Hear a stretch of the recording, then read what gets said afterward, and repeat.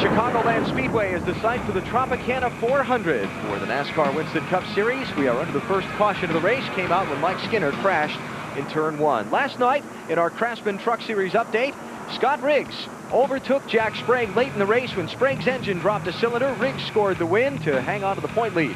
In the NASCAR Craftsman Truck Series, yesterday here at Chicagoland, the NASCAR Busch Series ran a 300-miler. Jimmy Johnson's crew gave him just 2 tires on a late pit stop. Ryan Newman was chasing him down on 4 fresh tires, and then Newman ran into a lap car in his pursuit, and Johnson scored his first NASCAR Busch Series win. Now, in that race yesterday, on lap number 99, David Donahue in the 25 had crashed, and Dan Pardis got forced into the outside wall and then slammed him from behind in a vicious hit. Pardis was taken to the hospital, and Dave Burns could give us an update on his condition. Alan, Dan Pardis suffered a lower lumbar fracture in his back, and he's being fitted for a back brace. They are going to release him from the hospital today, so that's good news on Dan Pardis. We're still waiting on news from Mike Skinner. He was taken into the infield care center. His wife has made her way in there, and also Richard Childress, car owner, has made his way in there. So as soon as we get some more information on Mike, we'll let you know. Set to go back racing as the pace car heads for pit road. It is Ricky Rudd, Kevin Harvick, Todd Bodine, Jerry Nadeau, and Sterling Marlin, the top 5. Jimmy Spencer was 7th, made a pit stop. He's back to 21st in line now.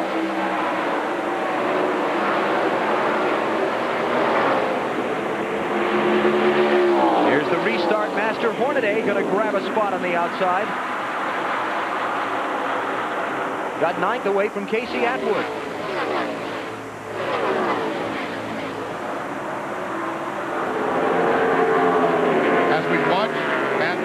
Leffler and Rusty Wallace go down the backstretch. Andy Houston takes the 96 car down pit road to get back in the race here at Chicagoland Speedway. And he'll be 31 laps down after the field overtakes him.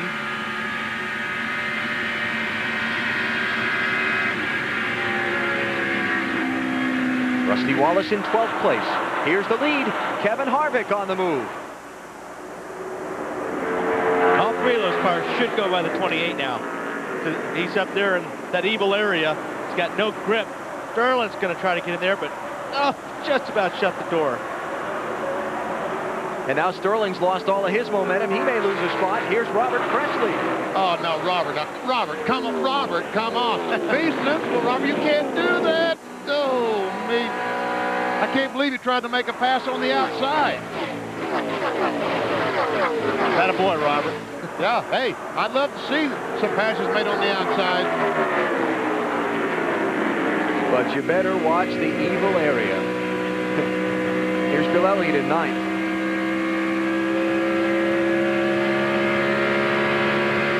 Spawn, Ron Hornaday was having a terrific run in that green 14 car today.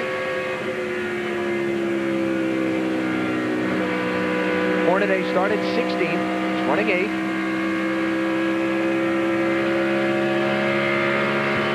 Check out our telemetry. On board with Ricky Rudd. I'm sorry, this is Bill Elliott. The power of suggestion. I looked up and saw Rudd's name. Miles per hour.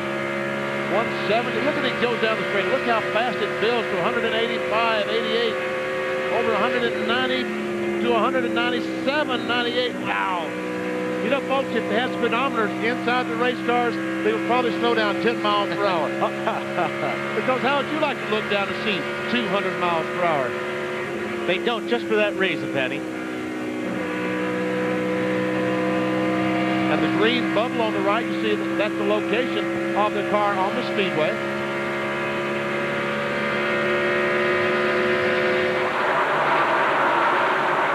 So Kevin Harvick is the 3rd different driver to lead the Tropicana 400. Todd Bodine led the first 6 laps. Ricky Rudd from 7 to 31, and now Harvick is at the point.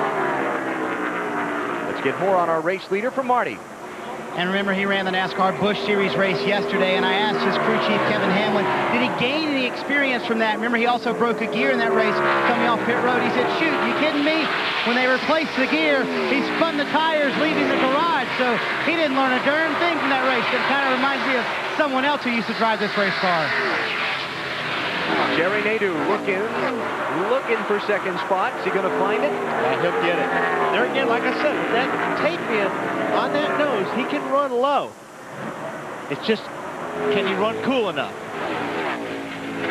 Yeah, well, I don't know that they planned on it being 88, 90 degrees today here in Chicago. You would think that 80 degrees would be a good temperature for Chicago, and maybe that much tape would be okay, but as the ambient temperature goes up, the more danger you have with all that tape. Dave Burns? Benny, this morning there was a lot of discussion up and down pit road, and crew chiefs looking at different cars to see what tape was being used, how much. And I talked with Danny Lawrence, the engine builder for the 29 car, and he told me that they checked temperatures compared to happy hour yesterday and race time today. It was 84 degrees yesterday, 91 today, and that makes a huge difference, especially to the engine guy who sees a lot more heat building up when you put that tape on. Yeah, the engine guys don't want to see you put tape on the front of the car. They cringe when you put tape on. There's always a fight with the crew chief or the driver against the engine guys. Oh, no, don't put that much tape on. A lap away from the scheduled 40-lap yellow flag as the leaders come to the start-finish line. So another lap around, we'll see the caution in the yellow lights. Rudd gets a really good run on Todd Bodine, going down in 1. Takes that spot away. That's third place. Todd peeking back. Todd Bodine needs to finish this race before he can worry about winning. 6 times this year, he failed to finish a race. He's got a strong car. Their main goal today, get to within shouting distance of the finish, in position to race for a top 5, and then go after it from there.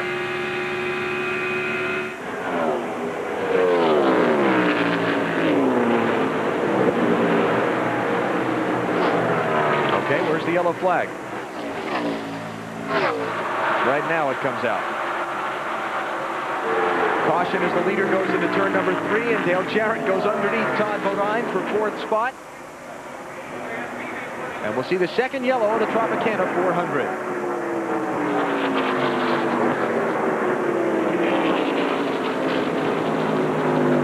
This is a NASCAR caution scheduled because this is a new racetrack and a new racing surface to allow the teams to check their tire wear, check their cars, make sure that everything is as it should be. What are the crews looking for on those tires? Wear, heat, build up. You know, these tires, the Goodyear engineers recommend they run a certain air pressure as they run these tires, cars. The tires get hotter, the air pressure will build up inside that tire, and if it builds up more in the right front than the right rear, then you have a problem that you got to try to correct. Andy Houston has taken his car back to the garage. It has been retired from the event. He's going to finish in 43rd position. There were some, there were 20 cars who pitted under the caution for the Mike Skinner crash. Interesting to see if they pit here. You don't have to. This is not a mandatory tire change. It's just a courtesy caution to let teams do that. If I came in on that first go-around, we made some adjustments. My car's halfway decent. I'm going to stay out on the racetrack for track adjustment. But if I still need to tweak on it, I'll be down pit lane. Let's see who stays out. We have one taker, Mark Martin. Mark was one of those who pitted earlier. Let's go to Matt Yoakum. Jerry Nadeau, the second place car, hits his pit box. This will be a 2-tire stop. Jerry was saying his car was loose off, so they will adjust with scuff tires and air pressure. As they try to get in, pack that fuel cell full, it is down and away to Marty Snyder. Kevin Harvick is in. He is the leader. Now, they had made an air pressure adjustment a little bit earlier on some tires when they thought they were going to come down on the last caution flag when Mike Skinner wrecked. They undid that adjustment because the car was very good on that run. Just a little bit tight, but they're very happy, and they're having trouble on the left rear, and he's now down and away, but he lost a lot of spots on pit road. Let's go to Bill Weber. Todd Bodine started on the pole, fell back to 5th just before that mandatory caution came out. For about 20 laps, he'd been complaining the car was loose. They talked about doing 2 right-side tires, but just before coming on pit road, decided to go with 4 tires and a wedge adjustment to try and correct that loose handling condition. We had 5 cars stay on the racetrack. Mark Martin, Johnny Benson, Robbie Gordon, Matt Kenseth, and Jeff Burton stayed out. The first one off of pit road was Dale Earnhardt Jr., followed by Jimmy Spencer, Jerry Nadeau, Bobby Labonte, and Joe Nemechek. We saw a number of just right side tire changes there. We saw the 25 car, Jerry Nadeau, just changed right sides, and I was shocked at how long it took to put gasoline in the car. They were finished with the right sides 3 or 4 seconds before they let the car down for Nadeau to go. You were watching some tape on the nose of that car. Yeah, I'm not sure if they pulled some tape off. I don't think they pulled out. I think they just cleaned it. So his temperature must be okay if they didn't pull any tape off. Field getting the signal 1 to go. And we'll go back racing next time. So Mark Martin assumes the race lead. And if you saw those little red tabs, those are the tabs on the tape that during a pit stop, you can rip off a piece of tape, whether it may be 1 inch by 7 inches or whatever they think they need to do. Get some more updates from pit road. Bill Weber. Well, I'm here in Mark Martin's pit. They stayed out under the caution that time. When they came in during the early caution, they did put a rubber in the right rear, changed 4 tires, and gave him fuel. They talked about coming in the top off, but elected to stay out for track position here early in the race. Let's go further down pit road. Down here in the 25 pit, Bill, there was serious concern under the previous caution because Jerry Nadeau had reported his car was running very hot. It climbed from 240 to 250 to 260 degrees, but finally when they went back to green, it did drop back down 30 degrees to 230, but they are concerned the engine running very warm this early in the race because the temperatures today very hot. They did not think it was going to be this hot, and they're not too happy with the engine running this hot this early on. To Marty Snyder. Matt, all the talk this week is about how this track has been one groove. It's been very difficult in the Busch Series racing so far today. So last night, in a desperate attempt, NASCAR officials put forth for 3 hours. What they did is put tires behind those trucks, and they ran them up in the second groove, trying to lay down as much rubber as they could, trying to work in that second groove. We're back to green on the racetrack. Remember, the first 5 in line did not pit. About the next 8 behind them only took right side tires.